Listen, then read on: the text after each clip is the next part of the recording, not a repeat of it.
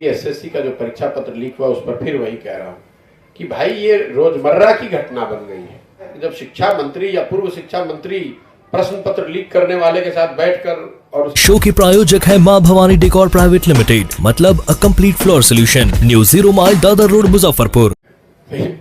देखिए, पिछली बार जब बीपीएससी का परीक्षा का प्रश्न पत्र लीक हुआ था तो लोगों ने मुझसे कहा कि आप टिप्पणी कीजिए, बच्चों ने भी आकर कहा कि आप ट्वीट कीजिए। तो मैंने उस समय भी कहा था और अभी एसएससी का जो परीक्षा पत्र लीक हुआ उस पर फिर वही कह रहा हूँ कि भाई ये रोजमर्रा की घटना बन गई है। जब आपका पिछले 10 सालों में ये 60 से ज्यादा अलग अलग परीक्षाओं के पेपर बिहार में लीक हुए हैं, न इस पर किसी की जवाबदेही है। और जो आदमी जो पिछली बार बीपीएससी के प्रश्न पत्र लीक होने के बाद जिस व्यक्ति को सरकार ने ये कहा कि ये दोषी है, जिसको पकड़ा गया, उसी आदमी का पिक्चर सरकार के बड़े मंत्रियों के साथ 2 दिन के बाद आप ही लोगों ने छापा है। तो आपको पता है कि जब शिक्षा मंत्री या पूर्व शिक्षा मंत्री प्रश्न पत्र लीक करने वाले के साथ बैठकर और उसकी साठगांठ और उसकी फोटो छपेगी तो प्रश्न पत्र लीक नहीं होगा तो क्या होगा। ये बिहार में तो जो प्रश्न पत्र लीक होना कोई न्यूज नहीं है, बिना प्रश्न पत्र लीक हुए कोई एग्जाम हो जाए तो वो न्यूज है। सर बिना मतलब पैसा बिना लिए हुए एग्जाम मतलब नहीं हो सकता, पास नहीं कर सकता है। स्वाभाविक नहीं हो सकता। जब या तो प्रश्न पत्र लीक होगा, जो प्रश्न पत्र लीक नहीं होगा तो जो पिछली बार अभी बीपीएससी का रिजल्ट आया है उसमें भी लोग आरोप लगा रहे हैं कि एक ही सेंटर से सबसे ज्यादा लोग कंपीट किए हैं। तो किसी ना किसी तरीके से जो आदमी भी रसूख वाले हैं, जो पैसा दे सकते हैं, जो गलत मीन्स का उपयोग कर कर वहां पहुंच सकते हैं, वो चाहे प्रश्न पत्र लीक करा के करे या मार्क जो आप आंसर शीट लिख रहे हैं उसमें हेराफेरी हो, या फिर जब फाइनल मार्क्स बनाए जा रहे हैं, रिजल्ट घोषित किए जा रहे हैं उसमें हेराफेरी हो। किसी भी तरीके से जो योग्य लड़के हैं, जो मेहनत कर रहे हैं और उनके पास पैसा देने या भ्रष्ट माध्यमों को इस्तेमाल करने का उपाय नहीं है, उनके लिए नौकरी मिलना बिहार में आज मुश्किल है। स्वास्थ्य सेवाओं पर मैं कोई टिप्पणी नहीं करूंगा, इसलिए टिप्पणी नहीं करूंगा कि ये बेमानी है टिप्पणी करना। जिन गांवों में, जिन पंचायतों में मैं घूम रहा हूं, क्योंकि मैं अनुमंडल या बड़े शहरों में जाता नहीं हूं, वहां पर अगर जा भी रहा हूं तो हॉस्पिटल में तो जाता नहीं हूं देखने, लेकिन जिन गांवों में, पंचायतों में मैं घूम रहा हूं, सीएचसी पीएचसी करके जो नीचे की सुविधा होनी चाहिए, पेपर पर बड़ी संख्या में है लेकिन कहीं पर वो है ही नहीं, बिल्कुल है ही नहीं। कोई भी मुझे अभी तक ऐसा पीएचसी और या सब सेंटर या प्राथमिक हेल्थ केंद्र नहीं दिखा जहां पर डॉक्टर, दवा, रोगी, कंपाउंड कहीं नहीं दिखा। और ये 82 दिन की बात मैं कह रहा हूँ। हम लोग के स्वास्थ्य मंत्री हैं माननीय तेजस्वी यादव जी, तो और उससे पहले मंगल पांडे जी थे। तो इन लोगों ने इतना बढ़िया काम किया है कि स्वास्थ्य सेवा को बिल्कुल ही समेट दिया है नीचे से। ना है ना कोई टिप्पणी कर सकता। जब रहेगा तब तो आप टिप्पणी करेंगे कि वो चल रहा है कि नहीं चल रहा है।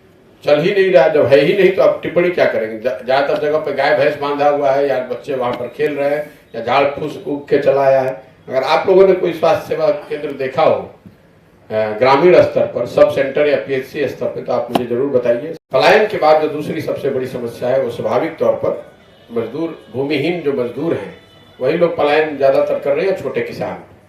तो एक जो बड़ी समस्या हम लोग को समझ में आई, एक तो बाढ़ की वजह है। दूसरी एक बड़ी समस्या बिहार में पलायन और कृषि से जुड़ा हुआ है, वो है भूमिहीनता का।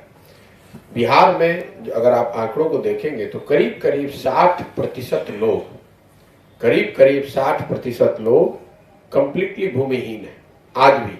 और ये हालात तब है जब 32 साल से या उससे पहले कांग्रेस भी, इन लोगों ने समाजवाद के नाम पर राजनीति की है, सरकारें बनाई और चलाई गई हैं।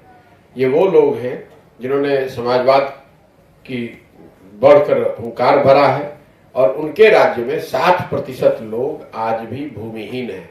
आपके सिर्फ परिप्रेक्ष्य के लिए बता रहा हूं कि राष्ट्रीय स्तर पर यह औसत है 38%, 38%। तो 38% भूमिहीन देश के लेवल पर है, लेकिन बिहार में भूमिहीनों की संख्या करीब करीब 60% है। तो पलायन की एक वजह बाढ़ और उससे होने वाले हानि, और लोगों को पता है कि यहाँ कोई रोजी रोजगार है नहीं, लोग भूमिहीन हैं, मनरेगा की कोई सुविधा है नहीं, तो वो मजदूरी अगर उनको करना है तो राज्य से बाहर जाना पड़ेगा।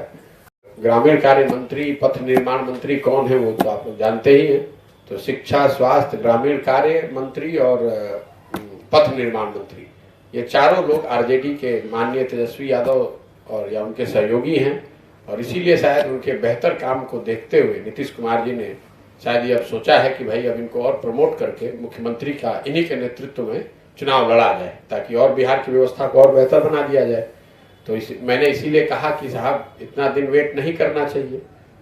आज भी तेजस्वी यादव की मेजोरिटी है, बड़ी पार्टी तो आरजेडी ही है, तो नीतीश कुमार जी को 25 तक का इंतजार नहीं करना चाहिए। उन लोगों का जो आरजेडी का काम करने का तरीका है, जो उनका ट्रैक रिकॉर्ड रहा है, बिहार की जनता ने देखा है।